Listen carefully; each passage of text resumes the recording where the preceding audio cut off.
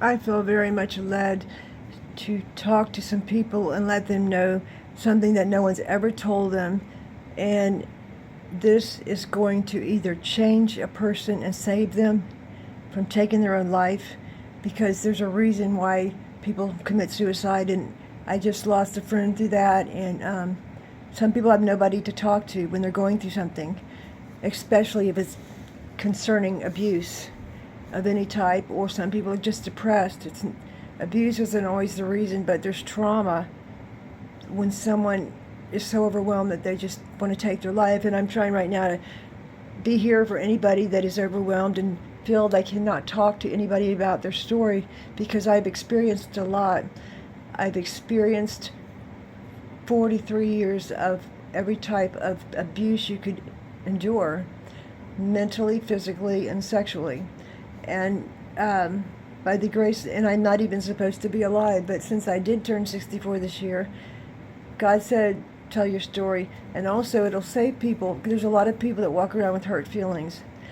And that's okay if you want to get hurt feelings. But I'm going to tell you this, it's going to kill you. It's going to destroy you, because there are people, if you have a calling on your life and you're afraid to hurt somebody's feelings, you're never going to complete what God called you to do. I do things every time the Lord tells me to do something peculiar. Do you think I'm afraid of hurting someone's feelings? Hell no. If the shoe fits, put the shoe on and try to walk in it. And then realize, maybe it's you. I'm not going to mention any names in this video, but I'm going to say this, that the time of judgment is now, 2025. There's bullshit happening. You either stand for good or you stand for evil. You can't say you love God and be sitting there trying to bully and blame and shame and criticize a person that loved you and that was kind and they thought you were their friend. You know what's rapid on the earth now? It's called the spirit of Jezebel, and it's a jealousy. Slay the messenger. Jealousy started actually from the first parents on earth. They had two sons, Cain and Abel. Cain got jealous of Abel, and then also that was the first murder recorded. Jealousy turns into hate, and then you want to murder that person. If you think I'm playing, wake up and know I'm not playing. Cain killed his brother Abel, the first two sons on earth. So if that started way back then, imagine how much more evil it's gotten now. There are people that say they love God and they are doing complete, horrible, sinful secrets, and they think they're hidden, but God's bringing everything to surface. So if you've got secrets and you're being, if you're living with something, that word narcissism was not even in the dictionary till 1930. And it actually was in the Bible way before then. It talks about people being lovers of their own self, full of the love for money, greed, full of pride, just getting involved in any type of sexual sin, saying it's a free-for-all, I want instant gratification.